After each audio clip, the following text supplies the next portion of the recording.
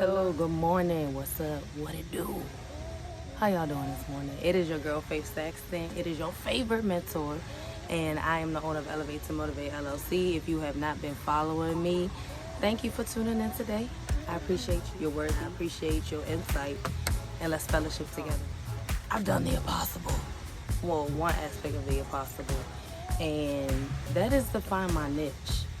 And I feel like as we create, as we grow, as we evolve into understanding of who we are, that is the number one drive, that internal drive, external drive that motivates people to find purpose. What am I here for? What do I need to do in life? What is God? Why did God create me, essentially? So I already know, if you've been following my journey, that I've been going ups and downs with the entrepreneur lifestyle, battling 9 to 5s, going through the emotions with that. And y'all, I can honestly say, throughout the trials and tribulations and the many tears, I finally found my niche. I finally found a newfound purpose where I can actually apply a lot of my gifts and aspirations into one thing. Because I am a Black woman, so we are very multifaceted. That is not, well, obviously that's my narrative too, but I truly believe that Black women are multifaceted, just with the innate purpose that we have of just being us, just being goddesses and gods, and anyway, that's a whole nother conversation. It's very biased, but I don't care because that is my narrative. So let me explain, let me backtrack a little bit. The intention for this video is to not only showcase my journey, but I'm going to always say it, to ignite a fire in you, to inspire you, to motivate you, to find your own niche, no matter what that looks like. But make it, not only no matter what it looks like, but make it something intentional to raise the vibrations of this earth. That is in all what we are here for, in this dimension, in this beautiful world that God created. 9 to 5. I'm gonna be flat out honest with y'all. I don't like 9 to 5s. I realize for me the conditioned illusion of the American dream is a facade. We're all conditioned, my belief is we're all conditioned to be worker bees for this business called America. Take it or leave it. I'm not gonna bash your opinion because you're subject to your own, but that is something that's to my heart. And I found with all the jobs that I had, my background was mental health, psychology. I have my master's in crisis response and trauma. So I worked at jobs that required a lot of energy towards others, and it I didn't allow opportunities to provide for myself. So it created burnout. So I've worked with in-home, I've worked with in school systems, kids on the spectrum, kids with behavioral issues, adults with behavior issues, medical issues, like fulfilling work, but it's draining, y'all. It's draining. And for a woman who didn't understand her self-love journey and the importance of self-care, I was a bit of a fake, because as a mental health professional, I did not take the steps that I needed to do to take care of myself. And it caused a lot of resentment towards myself, towards other people, towards working. I don't like it. I don't. I believe that I want to cultivate my own gifts and make that a business. Turn those hobbies into something magnificent, not only for myself, but for other people. So I quit a lot of jobs, y'all. I quit a lot of jobs. And if there's one thing, if you over here wondering, oh, I don't know if I should quit my job because of bills, because of responsibilities, I got kids. Listen, I'm not saying put yourself in a bind, but I'm also saying don't sit in a place that deep down your heart, your spirit is telling you that's not it. Go with that. Trust your gut, trust your instinct. That is one of the number one things that have helped me fulfill and find a newfound purpose. It also helps combat fear, because I'm choosing, despite these emotions and anxiety, to step out into the unknown. I don't have anything set up. Listen, again, I'm not saying don't be irresponsible, because a lot of people will look at my story and be like, yeah, she was tripping. And it did put me in a lot of financial binds, but I had peace with it. So go with whatever you have peace with, but please do not stay in a predicament just because money, just because of, I don't know, shoulda, coulda, woulda. You can't grow, you can't evolve when fear is constraining you. You can't see past fear, and that's the dangers of fear itself. And that is one of the hardest things as human beings for us to step over. because we like control. Let me speak for myself. I like control.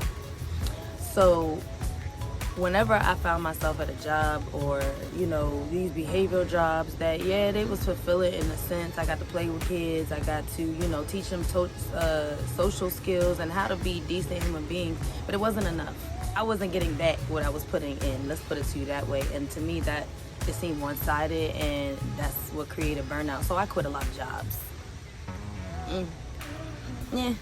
I sat in a lot of uneasiness because I didn't know what the hell I was doing or if I was doing the right thing, because I got wrapped up in people's emotions and opinions, and although they're all valid, they're not for me. I love Bruce Lee's philosophy of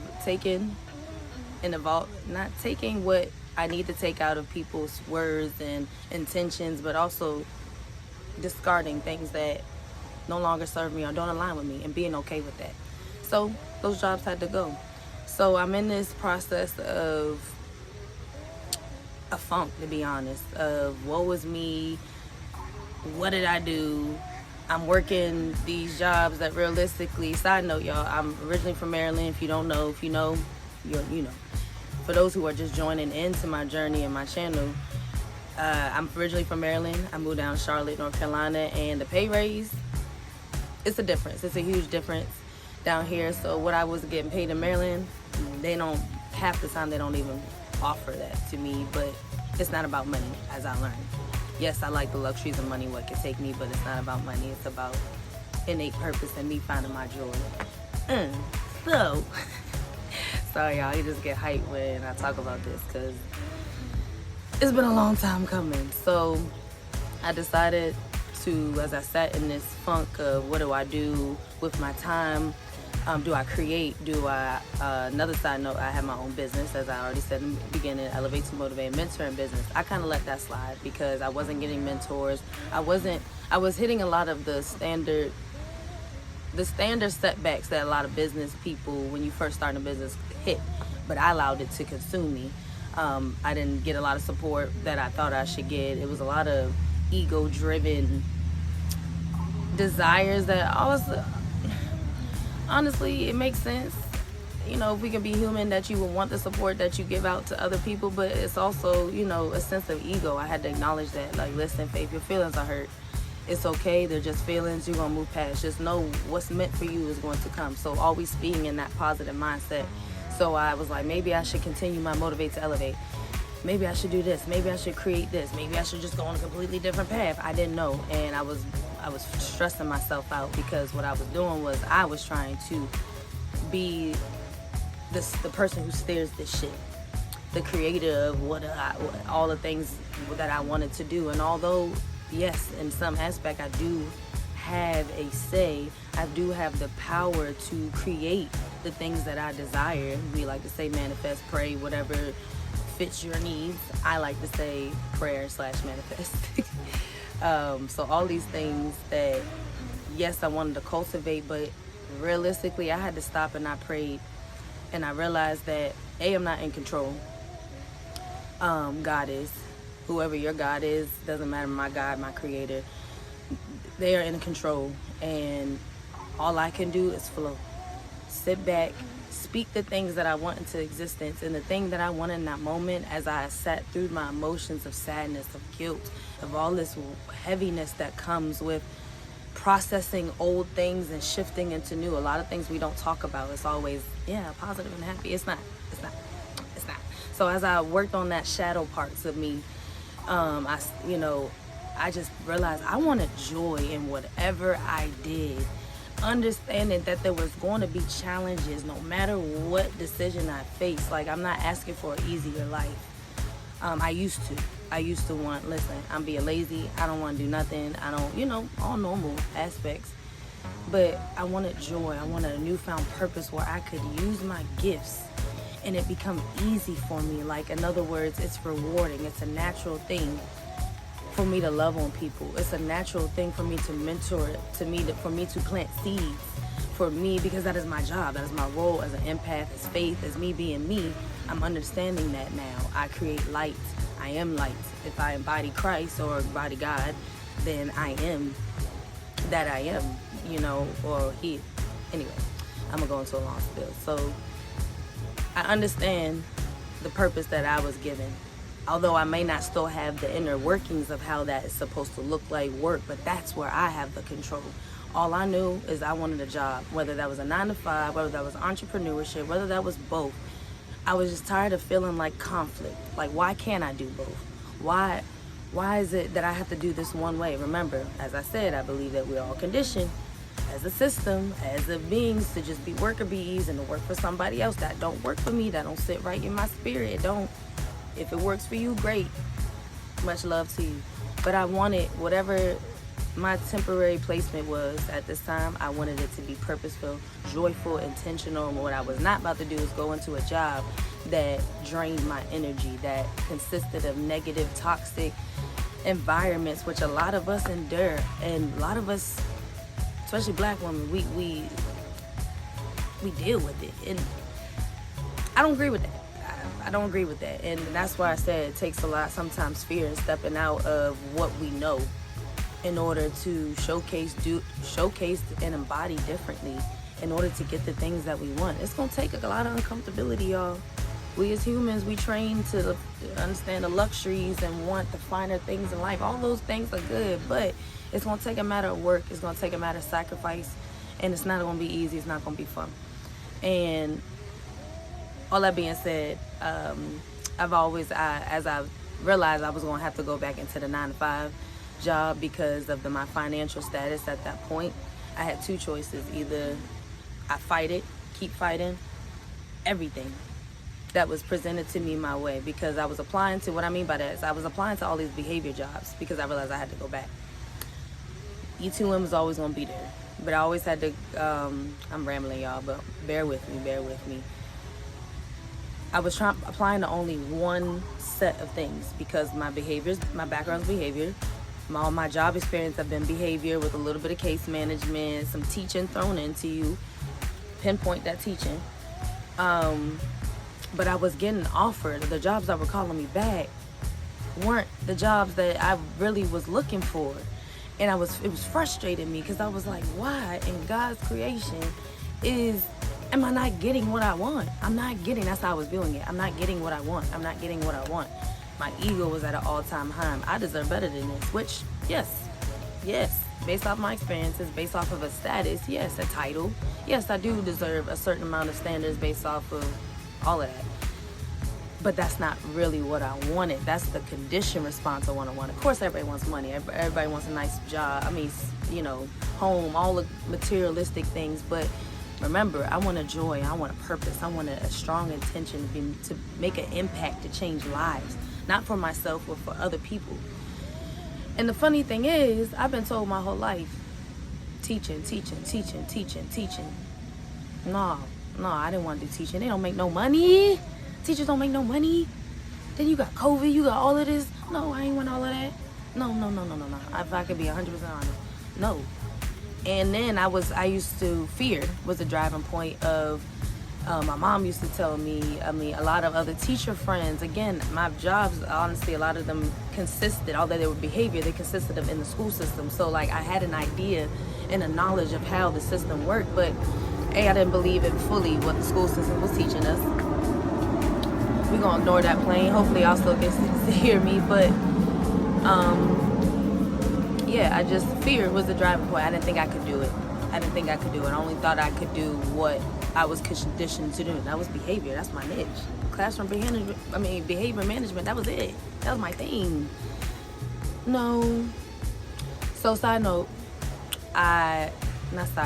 continuing on, I actually applied. I decided to go back into the school systems. And how I decided to go back to the school systems, I was presented with an opportunity from my aunt. She was checking up on me. I have a tendency to disappear when I'm trying to figure things out. For those who know me, you already know what it is. It's nothing personal. I'm trying to do better with that and reaching out. But a lot of things I just need to process as an empath to regroup for myself and just be in my safe space and just feel what I need to feel and blah, blah, blah, blah, blah. Let me not get on a side note. So my aunt calls me, checking up on me. I'm still trying to figure out. I'm then discouraged about these jobs not calling me back. And I was like, I just want to find my niche. she works for the school systems in here in North Carolina. And she was like, what have you been up to? How's everything? Something has been placed on my heart to reach out to you. So I was honest. I decided to just be open. Listen, I'm nannying right now. I'm doing all these odd jobs to put money on my pocket. I literally decided to trust other people, because that's also a tendency I'm working on. Decided to trust other people with my vulnerabilities and know that it's going to work in my favor. They're not going to take it and do something negative. I don't know why I still think that way. But she goes, well, my school's hiring. We're looking for behavior technicians. Remember, behavior, that's what I wanted. Oh, okay, let me go behavior technician. She was so confident about it. I was like, fine, let me just go with it. When I tell you I started applying for behavior technician jobs, I was like, let me not just do that. Let's go on all the schools and do behavior technicians. There was plenty of them. And I was confident. Yeah, I got somebody in the school system, blah, blah, blah, blah. Never heard back from her job. Or I did, but it was like weeks later. And they told me behavior technician jobs or funding had been cut. Okay, so they had been cut, cool. Then I get job interviews for other behavior technician jobs, and I'm like, okay, cool. Go through it, and it's always seemed like something was happening. Whether the interviewer couldn't meet, something happened where technology wasn't working, so the video wasn't working. Something seemed to always happen that I couldn't actually interview, or I never heard back. I don't know, but it was causing more discouragement, more frustration. It was like, God, I asked you for this one thing. I was getting angry. Can you just give me something? I get a phone call back I won't say the name. I got a phone call back from this particular middle school, and I'm like, behavior technician. I like the vibes, I like the energy. Mind you, like I said, I have never really had a job where I felt fully supported just as a human being and as a black woman narrative per se. I also need y'all to pin that. Go through the interview process. Go through everything. Yeah, I'm confident I got the job. Yes. Because I'm crying at night. I'm like, I need money. I need this. I'm struggling. It's the financial strain. It's causing some issues in my marriage. It was a lot. And I'm reiterating this because I need y'all to understand the inner workings that were happening. All these voices and blah, blah, blah, blah. And the school calls, and it's the principal. And he goes, hey, Miss Saxton, I just want you. I'm thinking I got a behavior job. Ooh, yeah. He goes, oh, no, we're still interviewing for that. Oh, okay. He goes, have you thought about teaching? Yo, when I say my heart dropped, because I was mad. Like, bro, why is everybody offering me something that I don't want? And then it hit me. Faith, maybe you should just go with this. Maybe you should just flow. You've been told you need to be doing teaching pretty much your whole life. You've been teaching social skills. You've been doing some aspects of teaching. You just didn't realize it. You didn't want to acknowledge it. So in that moment, I was like, okay, you know what? I quit. I give up. I'm done fighting. I said, you know what? I have never done teaching in my life. Officially. I'm for it. I know what I was something in part of me was like, what are you doing? I was like, but it worked. I was like, fine. And he said, so what do you feel about a math teacher? I said, oh no, math is not my thing. You got the wrong girl. I shut down when I see numbers. That's not my niche. I'm good at understanding why people do, figuring out why people do the things that they do. You lost me. He's like, okay, what about ELA? English Language Arts. I like reading. How hard does that be? Y'all, this is a 6th grade ELA position, and I chose to accept it. And when I tell you that has been the most frustrating, annoying, but most rewarding, life-filled thing that I have ever experienced in my life, and I could cry just with the emotion because I'm grateful. I realized as I had to set aside what I wanted in my way,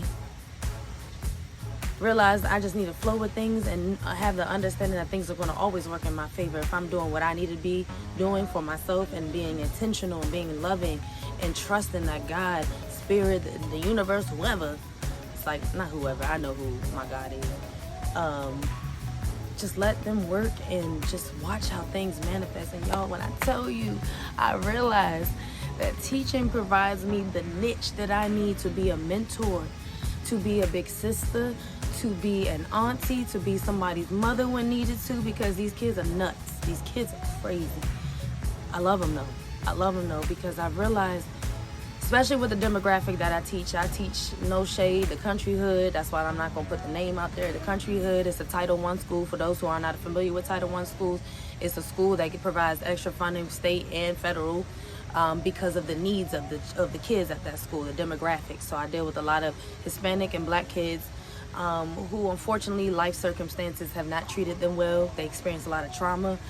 So it's work, y'all. It's work. Every day I'm drained. Every day I'm drained. But it's the most, when I tell you, it's the most rewarding thing I have ever in my life. Like, God is definitely giving me the niche that I have. I'm able to pour in not only knowledge of school, but actual truth. I'm actually able to relate to them from a Black narrative, to learn about other cultures, for them to understand how to be a wonderful human being and what that looks like for you. To think for yourself. Don't just go by the ideologies of the school system, of the history books that think they're teaching you the correct history, but they're not. I'm gonna say it. Y'all can disagree with me or not. That's fine. I love entertaining and I love engaging in comments. So if y'all want to drop your little comments below, appreciate it. But that is my truth. And I want these kids to recognize that there's so much of a bigger world than what you can even imagine. And it takes reading. It takes expanding the knowledge that a lot of people don't want you to have. A lot of sisters don't want you to have, especially being Black, especially being Hispanic. A lot of people is going to turn against you. Society will turn against you. They make good efforts in some senses of trying to be acceptable, but I say that lightly because we all know, well, if you know, you know. The system's not set up for us. So to be able to love on and to be able to nurture a new generation, I can't explain it, and y'all just know, I'm not the only one. I'm not the only one. It might not be teaching, it might not be behavior, it might be whatever it is for you. My story is to showcase and to ignite a motivation that if I can find my niche and purpose and even the smallest things, and it's something that I didn't even imagine me doing as a career, a complete career change that was honestly the best decision of my life. And I'm only grateful to God to see how He continues to use me to cultivate this, to shape not only myself but these kids, the teachers, anybody that I come across, the parents of these kids. You can do it too, whatever that looks like for you, and hopefully it's positioned and aligned in a way that's positive and nurturing, because a lot of times we can take purpose and do that and innate things that aren't good for us, that are not in alignment with us, and we think that is purpose, or we want it so desperately to be purpose that we force it. Don't force it. Please don't force it. That means you gotta quit a gazillion jobs. Do it, especially if you're young. I don't got no kids, so I can say that. But y'all, it's a beautiful thing, and let God move. Let God work. Just flow. Just move. Just immerse yourself in things that align with where you want it. You might not be able to actually fully see the picture. You might not be able to actually see the inner workings of it, but if you have that drive, y'all know what I'm talking about. Just like this gut-wrenching feeling that there's so much more. Do whatever it takes to find that, and it's gonna take being uncomfortable. Yo, I really appreciate you. I don't know, I can go on for days, but I just want to showcase this. I found my niche. I found my purpose. And it's going to grow from here, and I can't wait to showcase more to you guys. And y'all, if you are looking for a mentor, if you are looking for a big sister or somebody just to hear your side, I'm here for you. Please, again, drop your comments below. Follow me on Instagram. I don't have Facebook and Snapchat anymore because at one point I kind of did away with social media. I ain't gonna lie, I was like, I'm sick of it. But I realized it's so much of a greater purpose to outpour and minister to other people. So engage with me. Provide your feedback. What you think, what you like. Make sure you hit that subscribe button too. Don't be shy. Because I'll be coming back for more Women Crush Wednesday Lives. We'll be coming back with more tidbits and sprinkles of positivity. I appreciate y'all. Be easy. Much love. Peace. Peace and love. Deuces.